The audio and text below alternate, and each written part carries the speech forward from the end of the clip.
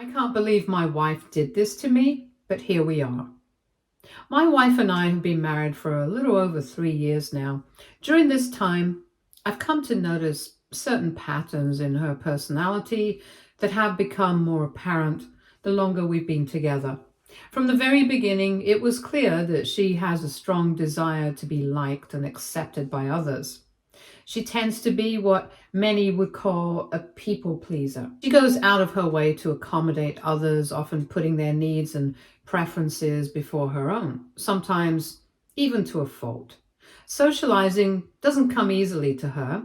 She's naturally introverted and tends to feel shy or awkward around new people. Because of this, she finds it difficult to form close friendships. But when she does manage to connect with someone and considers them a friend, it's almost as if she switches into a different version of herself. She starts mirroring their interests, adopting their habits, and trying to reshape parts of her personality in an effort to be more appealing to them. It's like she's constantly afraid that being her authentic self won't be enough to maintain the relationship. I'm also introverted, so I understand the discomfort that comes with social interactions. However, I handle it quite differently. I don't feel the same urgency to be liked or accepted by others. I'm perfectly content being myself, even if that means not everyone connects with me. Because of that, my wife's behavior has always seemed a bit strange to me, almost like she's performing for the approval of others. At first, I didn't give it much thought. I assumed it was just a harmless personality quirk. But lately, I've come to realize just how dangerous her deep-rooted people-pleasing tendencies can be. You see, this past Thursday, I came home from work expecting a quiet evening, but as soon as I walked through the door, I realized that wouldn't be the case. My wife had invited over a few of her usual neighborhood friends. The moment I heard their voices echoing from the living room, I couldn't help but grimace at the thought of having to engage with them. It's not that I dislike socializing altogether, but these particular women have always rubbed me the wrong way. They're not exactly the most pleasant or considerate company. Sheila has recently gone through a divorce, and understandably, she's still carrying a lot of bitterness from that experience.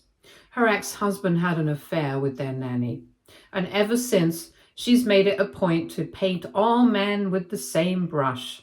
She doesn't hold back her opinions either. She openly tells everyone, including my wife and me, that men are nothing but lying pieces of garbage.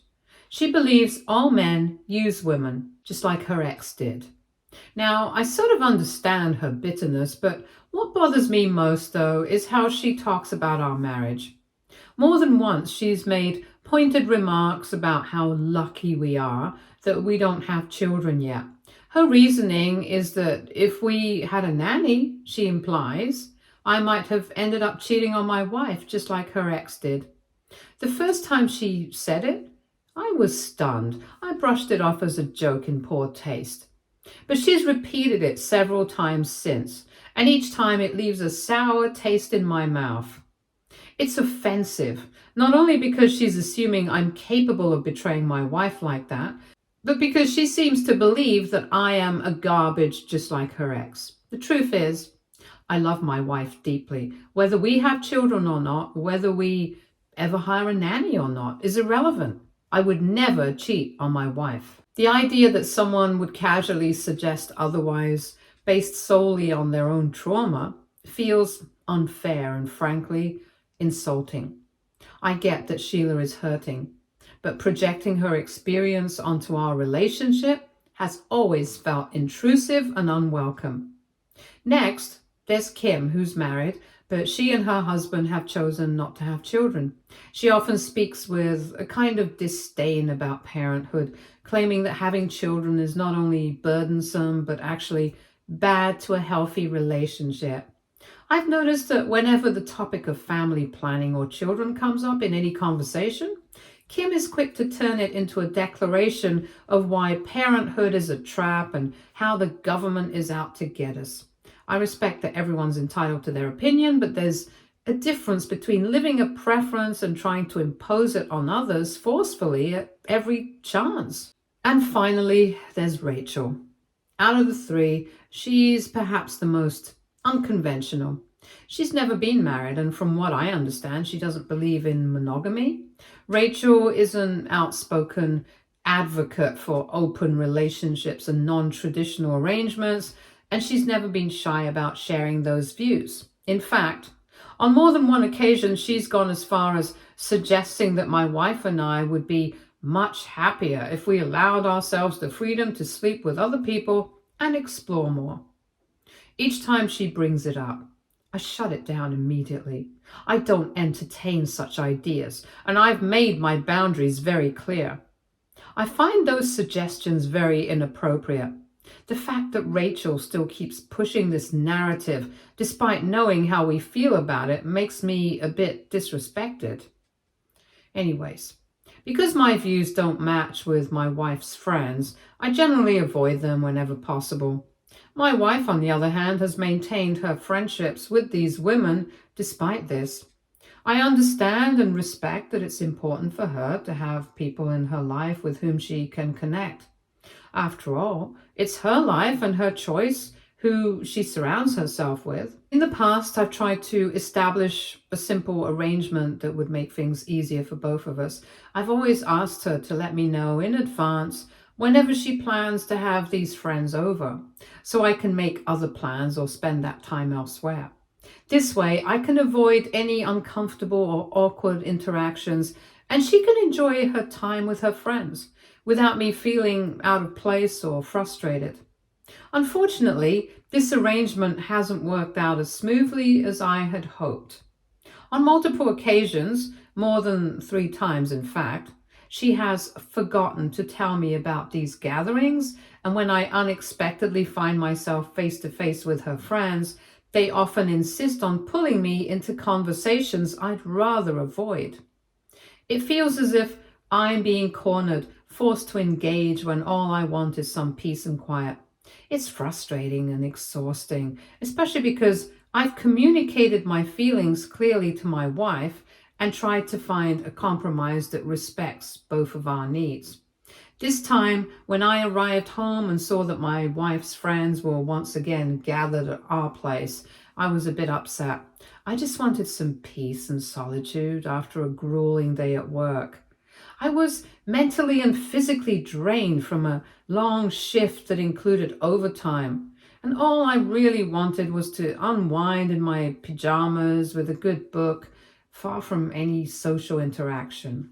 They were all seated around the living room, sipping wine and seemed a bit tipsy, their laughter and chatter filling the room, and despite my clear intention to avoid the group, they saw me and started to eagerly invite me to join them. I politely refused. I gave my wife a hug and reminded her quietly that I was incredibly tired. I told her honestly how exhausting my day had been and how I didn't have the energy to engage in conversation with her guests.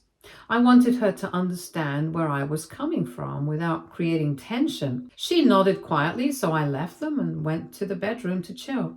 Just as I was about to close the door to my bedroom, I accidentally overheard Sheila speaking to my wife from the other room.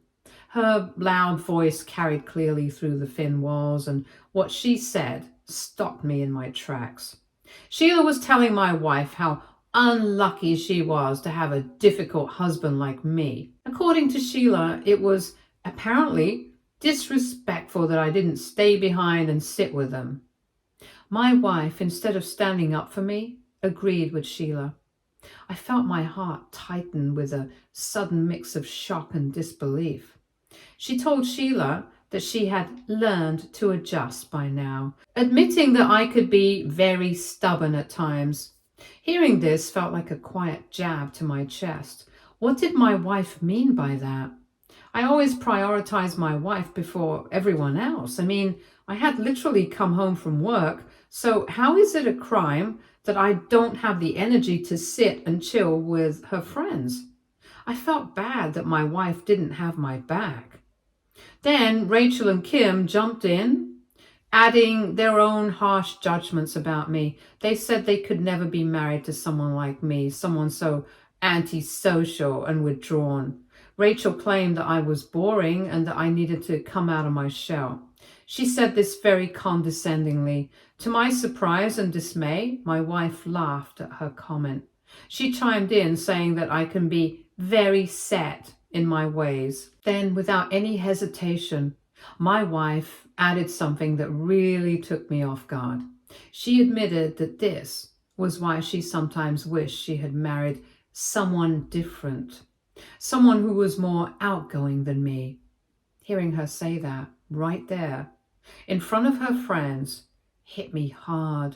It was one thing for her friends to talk badly about me behind my back, but for my wife to pile on and basically confirm their negative opinions, that stung deeply. While she sat comfortably with her friends, drinking wine and gossiping, I was the one who had worked hard all day, putting in overtime and carrying the weight of a demanding job. My wife is a stay-at-home wife, by the way. We don't have children yet, so I'm the primary breadwinner. I've done everything I can to provide for her and our future, buying the house we live in, helping pay off her student loans, and even sending money to her parents every month to support them. Despite all this, here she was, casually wishing she'd married someone else. It felt unfair and hurtful. The situation quickly escalated when Rachel, clearly emboldened by the drinking and the atmosphere, started suggesting to my wife that this was exactly why she had been encouraging her to meet other men behind my back, to not be stuck with just one person who she clearly wasn't satisfied with. Rachel went on to say that there were so many men out there who were more accomplished and more attractive than me, implying that my wife could have a far better, more exciting life if she just opened herself up to new possibilities. Until then, I had no idea that Rachel was trying to brainwash my wife in this way. My wife laughed, almost dismissively, and said, "You know what? I have been thinking the same thing lately, and maybe I'll have to take a look at these men then." Her friends then started to cheer for her loudly, as if she had just said the most normal thing in the world. I mean, what kind of friends encourage their married friend to cheat on their husband? Also, what kind of wife doesn't stand up for their husband? That was the final straw for me. I couldn't stay silent any longer. The hurt, the betrayal, and the sheer disrespect boiled over. I stepped out of my bedroom, my heart pounding, and came to confront my wife and her friends. I looked directly at my wife and demanded, voice sharp and shaking with anger, "What the hell are you talking about?" She looked a bit taken aback, so I explained to her that I could hear everything they had been saying about me and how rude they were to talk about me this way. How dare they sit in my own home trashing me like I was nothing. I then turned to Rachel and asked her what kind of vile person she was to encourage her friend to cheat on her marriage. Rachel immediately flushed bright red, clearly caught off guard. She stammered, trying to explain that she hadn't realized I overheard her, that she was just joking around. The room felt heavy with tension as I turned my gaze to my wife and, with a serious tone, asked her directly, "Are you unhappy with me? Do you really want to be with someone else?" My wife's face fell, and she quickly started apologizing. She insisted she didn't really mean what she said and tried to brush it off as just girls' talk, something said in the heat of the moment with her friends without real intention. Her words felt hollow to me, but I knew the social pressure she was under with her friends around. However, before I could say anything more, Sheila jumped in, her voice sharp and defensive. She started to accuse me of eavesdropping and argued that it was wrong of me to interrogate my wife based on what I had overheard. According to her, I had no right to invade their privacy or question them about what was said in a private conversation. I scoffed at her and reminded her that she was sitting in my house. They were all drunk and speaking loudly. I reminded her that unlike her ex, I was the husband who was actually providing my wife with this big house and comfortable life. And even these expensive wines that all of them was sitting and drinking for free. So I, in fact, had every right to speak up about what I overheard being said in my own home.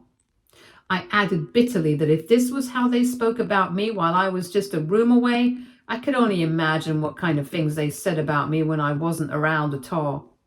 The thought made my stomach turn. What was supposed to be my sanctuary, my home, suddenly felt like a place where I was being disrespected, dismissed, and even mocked behind my back. And worse, my wife, the person I loved and had given so much to, was not only letting it happen, but was actively participating in it. My wife tried to diffuse the situation by asking me to calm down and saying that we would talk about it later. But Sheila, instead of stepping back, doubled down. With venom in her voice, she spat out at me. "You're just like all the other men. Your wife was right about you." Then, with barely contained rage, she added, "You're an abusive monster in disguise, just like my ex was." I stood there stunned. Abusive? Monster in disguise? What was she even talking about? Her comment hit like a freight train. My mind raced. Sheila wasn't finished. She glared at me and said, "You know what? Your wife has told us everything. We know how you treat her. We know what you do to her, so don't act like you're not a walking red flag." I stared at her in confusion. What did my wife tell them? At that point, even Rachel and Kim, who had, up until now, encouraged the conversation, seemed shocked. They tried to interrupt, to rein her in, but Sheila ignored them. Her voice rose, cutting through the room like a blade. She turned to me and shouted, "You beat your wife, don't you?" I froze, completely blindsided. That accusation crossed a serious, unforgivable line. Not only was this untrue, but to hear it being thrown around so casually, so recklessly, in my own home, it was beyond insulting. How dare she accuse me of something like that? I took a deep breath to calm myself down. I then pointed to the door and told Sheila and the rest of them, clearly and firmly, to get out of my house, all of them, except my wife. But Sheila wasn't done. She yelled back, "I'm not leaving her here with you. What if you hurt your wife again? I don't trust you." Looking Sheila square in the eye, I said firmly but without raising my voice, "I don't know exactly what you're accusing me of, but just to be clear, I have never, not once in my life, laid a hand on my wife. I've never hurt her, not physically, not emotionally. The only reason I'm asking you, Kim and Rachel, to leave is because you all have taken things too far. I need a moment alone with my wife. I want to talk to her and understand what's going on. So stop spewing nonsense and just get out." But Sheila wouldn't back down. Her eyes were wild with rage or alcohol.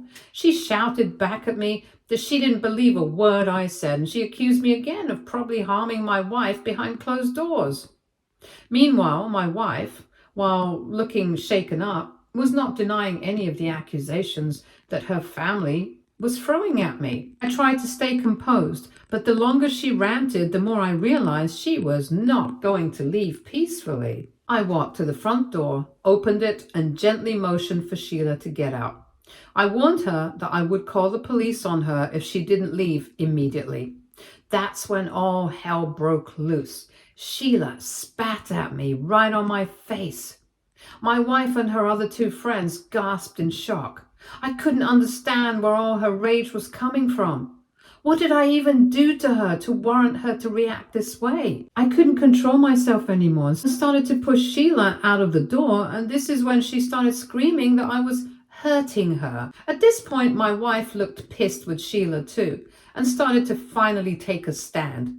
She asked Sheila to leave and pointed out to her that she was clearly drunk and needed to go home and sleep it off. But Sheila decided to pull out her phone and call the cops. Yes, that's right. My wife's friend decided to call the cops on me because I wanted her out of my house. I stood frozen, shell-shocked. My wife pleaded with her, telling her not to call, repeating over and over that it wasn't necessary, but it was too late. The call had been made. The damage was done. When the cops arrived, Sheila told the officers with dramatic urgency that I had hurt her and that my wife was in danger just by living with me. She claimed I was not to be trusted and insisted that the situation was far more serious than it seemed. Kim and Rachel, shockingly, stood by her. Even though they had been in the room the entire time, had seen how Sheila had provoked, escalated, and lied, they nodded along, backing up her narrative without hesitation. The officers turned to my wife and started to question her. And when they asked her if she felt unsafe or if I had ever hurt her, she told them the truth. Through sobs, she told the officers that I had never laid a hand on her, that I had never posed any threat to her in any way. She made it clear that nothing Sheila said was true. Despite that, the officers questioned me sternly, as if they were waiting for me to slip up or confess to something I didn't do. The looks on their faces, the suspicion in their voices, it was as if they had already decided who I was before even hearing my side. I cooperated. I answered every question, but I could feel their judgment in the air. The way those officers stared at me, the way they stood with one hand near their holsters, ready to act, made me feel like a monster. I felt dehumanized. I just couldn't understand why I was being questioned this way. Luckily for me, amidst all the chaos, one thing worked in my favor: the security camera I had installed in the living room months ago as a precaution in case of a break-in. I never imagined it would be used to defend my character in my own home. But in that moment, it became my lifeline. I showed the footage to the officers, every minute of it, from the moment I walked in to when Sheila started yelling. The taunting, the escalating accusations, and my calm attempts to disengage and keep the peace. The camera caught it all. The shouting, the hostile language, and most importantly, the fact that I never hurt anyone or made a single aggressive move. As they watched the footage and reviewed my record, the officers saw for themselves how Sheila and the others had pushed things to the brink. After confirming the timeline, they concluded that I wasn't the one who had escalated anything. Sheila was. Eventually, they escorted her out of my home, placing her in the back of their vehicle to drive her to her own residence. Before leaving, they gave a firm warning to my wife and the others about drinking excessively and being a nuisance. I was relieved after they left, but ever since that night, I felt shaken to my core. My wife has apologized, yes, but not in a way that has given me any real closure. She says she's sorry for what happened, but when I ask her why her friends reacted the way they did, why Sheila felt bold enough to accuse me of abuse, or why they all supported such an outrageous lie, she has refused to give a straight answer. Our neighbors have also been asking what happened that night, why the police came, and what caused all the noise. I never thought I'd be the subject of neighborhood gossip for something I didn't even do. Sheila, Rachel, and Kim have also been gossiping to everyone and spreading their own version of the event. The shame is suffocating. I still don't understand how it all escalated so far, how a simple evening turned into a full-blown nightmare. I keep turning it over in my head, wondering what I missed. So Reddit, AITA, for anything that happened? Update 1. Hi everyone. I wanted to thank those of you who took the time to read my original post and offer support. A lot of you commented, same thing. My wife must have definitely said something to her friends about me at some point that made them see me in a very negative light. One of you rightfully commented, people don't just make wild abuse accusations unless someone's been planting seeds. Your wife may be playing two different roles: loyal wife at home, victimized wife in front of her friends. Another one of you wrote, Sheila didn't randomly accuse you of being dangerous. She thought she was defending your wife. Your wife likely told them something, maybe exaggerated, maybe out of context, or maybe outright lies. And several have pointed out that even if my wife didn't mean for things to go this far, she allowed her friends to slander me in my own home, not once standing up for me until things spiraled completely out of control. So I've spent the last few days replaying everything.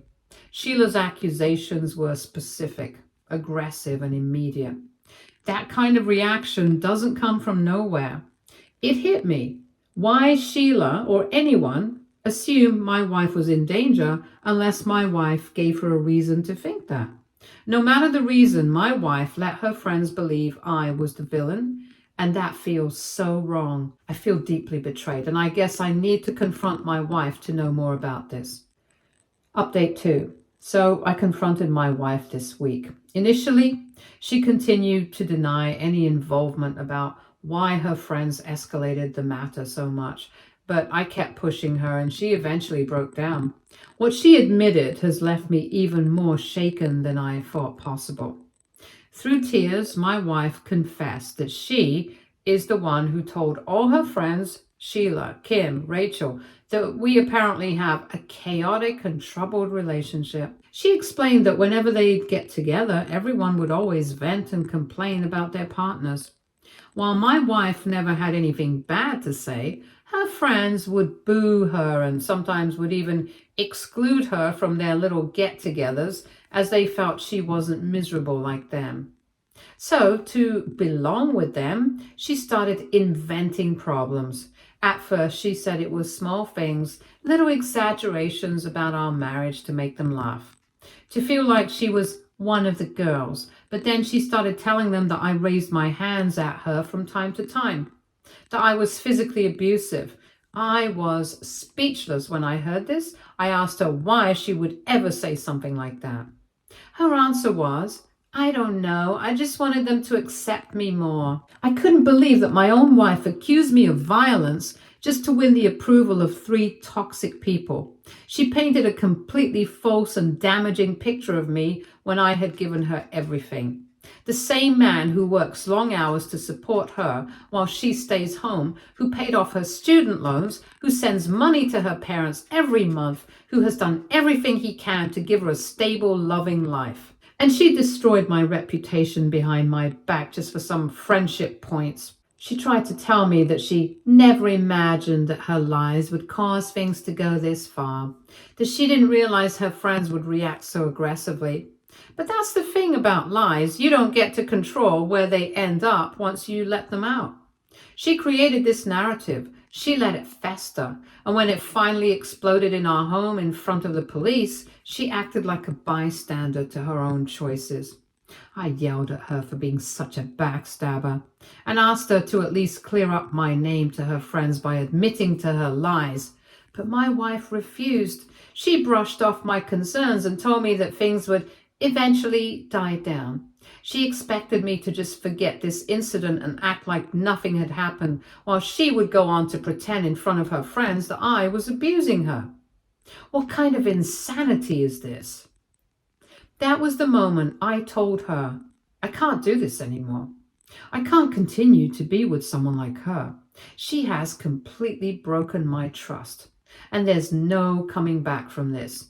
You don't lie to the world about the character of the person you claim to love, especially not in ways that could have gotten me arrested or destroyed my life permanently. I don't feel safe with her anymore. And now, instead of taking responsibility, my wife has turned her hurt into anger. She's lashing out, telling me that I have no right to divorce her for such a silly thing. She keeps telling me that I'm abandoning her, that I should be understanding of her so-called deep-rooted people-pleasing tendencies. But I don't care anymore. What she has done to me is reputational destruction. This is character assassination. And now that I've told her I want a divorce, she's even threatening to lie in court, to paint me as the very abuser she knows I've never been. All because I won't coddle her and give in to her demands. While I am devastated, I am also clear-headed enough to know this is not love. This is manipulation, and no amount of apologies or tears will undo the fact that she made me out to be a monster just so she could make some friends. It's It's unbelievable. Update 3. This week, I decided to post the footage from our living room camera, the same video that proved my innocence, to the police, to our local Facebook community group. I can't keep answering our neighbors' questions. I want everyone to know the truth, so this seemed like a logical step. With the video, I included a detailed explanation of everything that had transpired that night, how Sheila, Rachel, and Kim verbally harassed me, how my wife failed to defend me, and how they ultimately called the police on me under false pretenses. I also exposed the most painful part, how my wife had been lying to her friends for months, fabricating stories about our marriage and even falsely claiming I was abusive, just so she could fit in. This post wasn't for some attention or pity, it was for the truth. When someone's character is dragged through the mud unjustly, especially when the accusation is something as serious as a domestic abuse, the community deserves to know the facts. Silence helps no one in situations like this, especially when lies are weaponized. Suffice it to say, the response to my post has been overwhelming. People in the community have been outraged, not at me, but at them.